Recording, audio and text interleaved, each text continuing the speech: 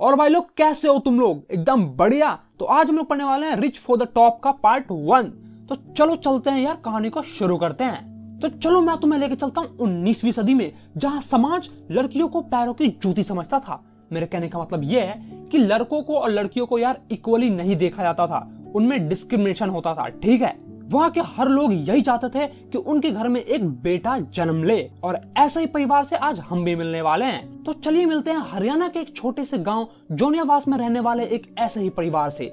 उनके घर में ऑलरेडी 5 बच्चे थे, यानी कि उनके घर में ऑलरेडी 5 पुत्र थे, लड़के थे। ठीक है, और उनके घर में एक छोटा सा नन्हा मुन्ना बालक भी आने वाला था। तो वो मिलते हैं एक साधु बाबा से, यानी कि एक होली मैन से। तो बाबा से वो कहते हैं, बाबा बाबा मुझे आशीर्वाद दो कि मेरे घर अब बेटा जन्म ना ले। तो यार बाबा एकदम भौचक्का आ जाता है। वो कहता है, क्या मतलब जहां हर लोग मुझसे कहते हैं कि बाबा मुझे आशीर्वाद दो ताकि मुझे बेटा हो, वहीं पर आप मुझसे ये कह रही हैं कि बाबा मुझे आशीर्वाद दो कि मुझे बेटा ना हो। और वहीं पे यार उसकी सास भी खड़ी होती है। जनरली क्या होता है भाई कि जो भी बहू बोलती है उसका एंटी ही सास करती है, मन के उनमें यार 2-4 आंखें दूरी रहते हैं। लेकिन यार यहाँ पर ऐसा कुछ नहीं था। यहाँ पे 36 का आंकड़ा बिल्कुल भी नहीं था।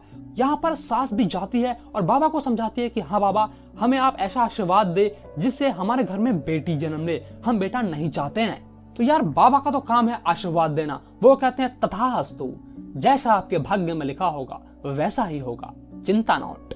और भाई जैसा बाबा ने कहा था वैसा ही हुआ। उनके घर में भी छठे बच्चे का जन्म हुआ। 5 तो ऑलरेडी बेटे थे, और छठा जो हुआ भाई वो एक पुत्री थी, यानी कि वो एक लड़की थी। और फिर उस बच्चे का भाई नामकरण होता है और उसका नाम पड़ता है संतोष। संतोष मतलब संतुष्टि, यानी कि हर चीज से संतुष्ट हो वो। लेकिन यहाँ पर ऐसा कुछ नहीं था, उसे संतुष्टि नहीं थी, उसे कुछ कर जाने की, कुछ पाने की इच्छा थी, जुनून थी उसके अंदर में। और भाई उस लड़की को भी ट्रेडिशनल तरीकों से उसे जीना पड़ा, उसे अपनी लाइफ काटनी पड़ी। ठीक है, जैसा कि वहां के समाज की लड़कियां काटती थी वैसा ही उसने भी किया। लेकिन यार उसने शुरू से ही एक दृढ़ निश्चय कर लिया था, यानी कि उसका ऐसा मानना था कि अगर मैं एक सही रास्ते पर हूं और मैंने अगर सही रास्ता चुना है तो समाज को बदलना पड़ेगा, ना कि मुझे। समाज चाहे कुछ भी कहे, मैं अपना रास्ता नहीं बदलने वाली हूँ। समाज को बदलना होगा, ना कि मुझे बदलना होगा। और भाई ये ना एकदम सही बात है यार। अगर तुम कुछ करना चाहते हो तो यार दूसरों की बात तो तुम क्यों सुनोगे? तुम अपनी यार अपने अंदर लगन रखो, अपने अंदर जुनून रखो, और भाई कुछ करके दिखा दो ना यार। लोगों का काम है यार बोलना, वो तो बोलेंगे ही। और बिल्कुल ऐसा ही देखने को मिला भाई, क्योंकि जहां पर हर लड़की, गांव की वो हर लड़की ट्रेडिशनल वे के तरीके से जी रही थी, ट्रेडिशनल कपड़े पहन रही थी, सूट सलवार पहन रही थी, वहीं पर ये शॉर्ट्स पहनना पसंद करती थी। मतलब यार इसका माइंड एकदम चेंज था। भाई गांव जैसा नहीं थी, वो कुछ करना चाहते थे। ठीक है, हालांकि यार संतोष के पेरेंट्स के पास ना यार बहुत ही पैसा था। ठीक है, क्योंकि यार वो गांव के जमींदार थे, और गांव के जमींदार के पास ना यार बहुत पैसा होता है, तुम सोच भी नहीं सकते। समझ गए भाई, इतना पैसा था ना उनके पास कि वो कंट्री के कैपिटल यानी कि दिल्ली में बेस्ट स्कूल में वो पढ़ा सकते थे अपनी बेटी को। ठीक है, लेकिन यार उन्हें भी सामाजिक कीड़ों ने काट रखा था। ठीक है, और उन्होंने अपनी बेटी का एक लोकल गवर्नमेंट स्कूल में नाम लिखवा दिया। यहाँ पे लोकल विलेज के स्कूल लिखा हुआ, यानी कि गवर्नमेंट सरकारी स्कूल होगा वहीं आसपास में कहीं, उसमें नाम लिखवा दिया होगा उसका। और फिर तभी यार संतोष ने डिसाइड कर लिया कि यार मुझे इस सिस्टम से फाइट करना पड़ेगा, मुझे इस समाज से लड़ना पड़ेगा, क्योंकि अगर मुझे आगे जाना है तो, वरना ये मुझे यहीं पे दबा कर रख देंगे। और फिर वो कहती है कि सही समय आने पर मैं दिखा दूंगी। और इसी बात पे यार मुझे वो दंगल का डायलॉग याद आ रहा है, हमारी छोरी छोरों से कम है के। खैर चलो आगे बढ़ते हैं। और भाई जैसे ही संतोष 16 साल की होती है तभी भाई वो सही समय आ चुका होता है, क्योंकि यार 16 साल की उम्र में जनरली उस गांव की लड़कियां या फिर कोई भी गांव की लड़कियां यार, लड़कियों को शादी कर दिया जाता है। ठीक है, और संतोष पे भी ऐसा ही प्रेशर दिया गया कि तुम शादी कर लो, कोई अच्छा सा लड़का ढूंढ देता हूं मैं तुम्हारे लिए और तुम शादी कर लो। तो भाई संतोष का जवाब सीधा होता है, ना मैं नहीं करने वाली, जा तू। वो अपने माता पिता को धमकी देती है कि ज्यादा उछलो ना, मेरे शादी वादी मत कराओ वरना ही छत से कूद के जान दे दूंगी। नहीं मतलब ऐसा तो नहीं कहती, लेकिन धमकी देती है कि जब तक मैं अपना पूरा प्रॉपर एजुकेशन खत्म नहीं कर लेती हूँ तब तक मैं शादी नहीं करूंगी, चाहे तुम्हें जो करना कर लो, ज्यादा कुछ करोगे तो घर से भाग जाऊंगी मैं। और भाई जिसका डर था वही हुआ, छोरी ने घर छोड़ दिया और चली गई दिल्ली में एडमिशन लेने। और दिल्ली में जाकर उसने एडमिशन ले लिया, लेकिन उसके बाप ने कहा कि मैं जब पैसे नहीं दूंगा तेरे को, तू पढ़ ले, कैसे पढ़ लेती है। तो उसने कहा अगर आप पैसे नहीं दोगे तो मैं पार्ट टाइम जॉब करूंगी, लेकिन पढ़ूंगी तो पढ़ूंगी। लेकिन यार फिर उसका बाप भी मान जाता है, यानी कि उसके पेरेंट्स भी मान जाते हैं और कहता है ठीक है बेटा, मैं तुम्हें पैसे दूंगा, तुम पढ़ो। और फिर वो उसके स्कूल की फीस देने के लिए राजी हो जाते हैं। ठीक है, यार संतोष ना हमेशा कुछ ज्यादा सीखना चाहती थी। नहीं मतलब यार स्कूल में आपको टीचर पढ़ा रहा होता है तो हम करते हैं हाँ टीचर हो गया, अब बस कर दो यार, अब कल पढ़ा देना। ठीक है, लेकिन संतोष कहती है नहीं सर, थोड़ा सा और पढ़ा दो मुझे। और शिक्षा के प्रति लगाव देखकर यार उसके बाप की तो यार आंखें खुल जाती है। और फिर भाई संतोष अपना हाई स्कूल में एजुकेशन कंप्लीट करने के बाद वो जयपुर चली जाती है और जयपुर में जाकर वहां पर महारानी कॉलेज में एडमिशन ले लेती है। और वहीं पे एक बगल में हॉस्टल होता है, कस्तूरबा हॉस्टल, ठीक है। तो कस्तूरबा हॉस्टल में वो एक रूम में बुक कर लेती है, वहीं पर वो रहने लगती है। और कस्तूरबा होटल के जस्ट सामने ही ना भाई अरावली हिल्स है, ठीक है। और उसके रूम से ना साफ साफ वो हिल्स नजर आती है। वो हमेशा ही अपने रूम से देखती, अपने रूम की खिड़की से देखती रहती थी कि वहां के कुछ नेटिव लोग थे, यानी गांव के जो लोग थे वो उस पहाड़ पे चढ़ते थे, ठीक है, उस हिल्स पे चढ़ते थे और कुछ दूर आगे जाने के बाद भाई वो गायब हो जाते थे। तो उसने एक डिसाइड किया एक दिन कि क्यों ना मैं भी जाकर वहां पर चढ़ के देखूं क्या मजा आता है, ठीक है। क्योंकि यार उसके अंदर चुल मच रही थी यार, कुछ भी हम नया देखते तो हमारे अंदर चुल नहीं मचने लगती, वैसे उसके अंदर भी वो चुल मच रही थी। और वो जाती है और जैसे वो वहां पे जाती है तो वो देखती है कि वहां पे कोई ज्यादा लोग नहीं थे, बस कुछ पहाड़ पे चढ़ने वाले लोग थे जो एक्सपर्ट थे, जो पहाड़ पे चढ़ते थे, ठीक है। तो वो उनसे कहती है कि क्या मैं आपको ज्वाइन कर सकती हूँ, क्या मैं आपके साथ चढ़ सकती हूँ। तो यार वो एकदम पूरा मोटिवेटेड होकर कहते हैं, पूरा कहते हैं हाँ आ जाओ, चलो चढ़ते हैं ऊपर हम लोग, आज तो एकदम चीर कर देंगे। नहीं मतलब यार वो पूरा उसको मोटिवेट कर देता है कि हाँ चलो आगे आओ और हम लोग साथ में चलेंगे।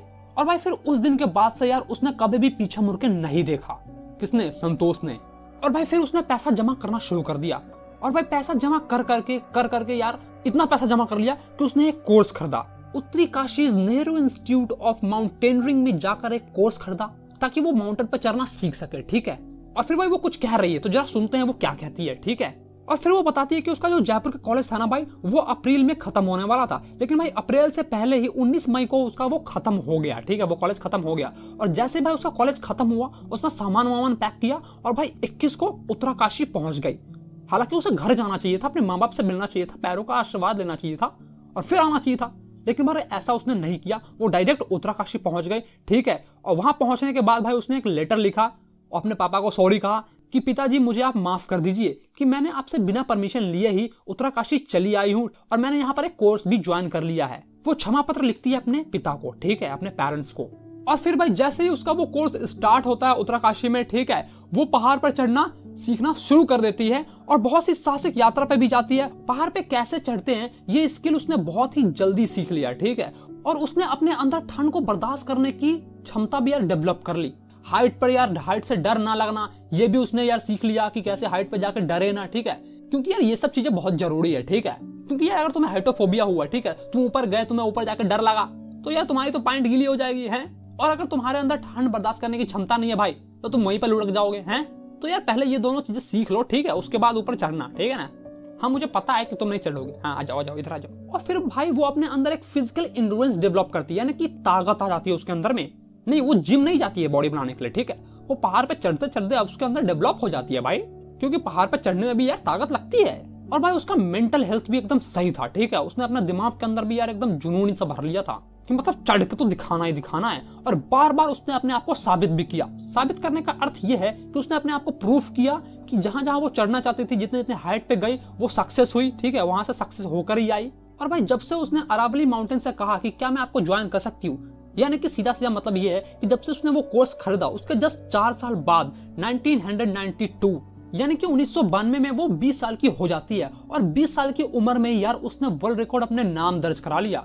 वो यंगेस्ट वुमेन बनी जो कि माउंट एवरेस्ट पे चढ़ी थी, क्योंकि यार वो 20 साल की उम्र में वो माउंट एवरेस्ट पे चढ़ गई थी। और तुम्हें पता है कि माउंट एवरेस्ट ना यार पृथ्वी का सबसे ऊंचा इलाका है। नहीं यार मतलब कहने का मतलब ये है कि माउंट एवरेस्ट यार सबसे ऊंचा पहाड़ है, ठीक है, समझ गया ना अब। हाँ चलो। और भाई उसका पहाड़ पे चढ़ने का वो स्किल, वो फिजिकल फिटनेस और वो मेंटल स्ट्रेंथ भाई उसके सीनियर को भौचक्का कर देती है। और भाई वो जूनियर्स के लिए और सीनियर्स के लिए दोनों के लिए ही इंस्पिरेशन बनती है। मतलब कि यार वो जीता जागता सबूत थी कि हाँ देखो ऐसा होता है सक्सेस, जिसे कहते हैं सक्सेस, समझ में आया। और भाई सभी के दिल के अंदर ना उसने अपना एक छोटा सा घर बसा लिया था। कहने का मतलब यार है कि सभी लोग उसे चाहने लगे थे, क्योंकि यार उसने इतना बड़ा नाम कर दिया यार, वर्ल्ड रिकॉर्ड बना दिया, तो क्यों नहीं चाहेंगे यार। और भाई 1992 में ना एवरेस्ट मिशन चल रहा था, यानी कि माउंट एवरेस्ट पर चढ़ने का मिशन था, कंपटीशन था, ठीक है भाई। और तभी यार एक इंसान तड़प तड़प के मर रहा था साउथ पोल पे, ठीक है। तो यार ये संतोष वहां पे जाती है और उसे बचाने की कोशिश करती है, लेकिन भाई अनफॉर्चुनेटली वो उसे बचा नहीं पाती है, ठीक है। लेकिन यार वो वहीं पर एक दूसरे इंसान को बचा लेती है जिसका नाम होता है मोहन सिंह। वो भी यार उसी इंसान की तरफ तड़प तड़प के मर जाता अगर संतोष अपना ऑक्सीजन उसके साथ शेयर नहीं करती तो, ठीक है।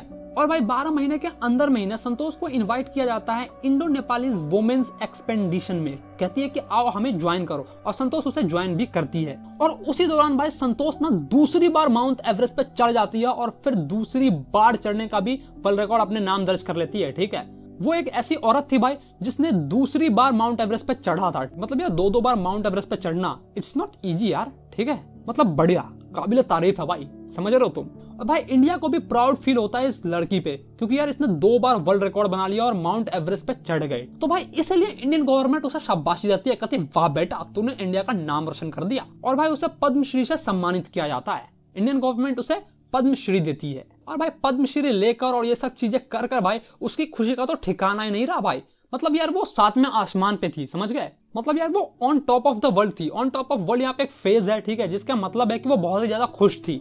और फिर भाई संतोष अपने आप को अपने शब्दों में बयां करती है। तो चलो जरा सुनते हैं कि वो अपने आप को कैसे बयां करती है। और वो कहती है कि मुझे इस महान समय को, इस इंपॉर्टेंट टाइम को समझने में कुछ समय लगा। जब मैं तिरंगे को संसार की चोटी पर लहरा रही थी तो मुझे एक अद्भुत फीलिंग आई। मतलब यह एक स्पिरिचुअल मूवमेंट था उसके लिए। ठीक है, या संसार का चोटी मतलब कहने का मतलब क्या हुआ, घर का सबसे ऊंचा इलाका कौन सा होता है, हमारा छत। ठीक है, उसी तरह इस पूरे अर्थ का सबसे ऊंचा इलाका यानी कि सबसे ऊंचा चीज जो है वो है माउंट एवरेस्ट। ठीक है, माउंट एवरेस्ट पे चढ़ना ही सबसे ऊंचा है, वो सबसे टॉप पे है। ठीक है, तो वहां पे जाकर और तिरंगे को फहराना मतलब यार अपने कंट्री को रिप्रेजेंट करना, ये मतलब यार ये फीलिंग तुम कभी भूल नहीं सकते हो। ऐसी फीलिंग होती है ये, और इसे तुम अपने शब्दों में बयां भी नहीं कर सकते हो। और फिर वो कहती है कि मुझे भारतीय होने पर गर्व है, मैं एक इंडियन हूं, इस बात पर मुझे पूरा गर्व है। और भाई वो बहुत ही अच्छा इन्वायरमेंटलिस्ट भी बनी। कहने का मतलब क्या है, कहने का मतलब ये है कि भाई उसने वातावरण के लिए भी बहुत ही अच्छे काम किए। ठीक है, वो यार वहां से यानी कि माउंट एवरेस्ट से 500 किलो गार्बेज लेके आती है। 500 किलो, 5 किलो नहीं 500 किलो। ठीक है, वो वहां से गार्बेज लेके आती है। ठीक है, इसलिए वो इन्वायरमेंट को क्लीन भी की। मतलब यार तुम सोच के देखो, जो वहां पे पहाड़ पे चढ़ने गए होंगे वो कोल्ड ड्रिंक मोल्ड ड्रिंक बोतल लेके गए होंगे, तो वही सब उन्होंने खाया पिया होगा, वहीं पे फेंक दिया होगा, और वो वहां पर वैसा का वैसा ही पड़ा रह गया। ठीक है, तो यार इससे इन्वायरमेंट को तो यार गंदा हुआ ना इन्वायरमेंट। तो वो उसने वहां से वो जो भी था वहां से वो कचरा वचरा लेके आई 500 किलो और इन्वायरमेंट को भी साफ किया।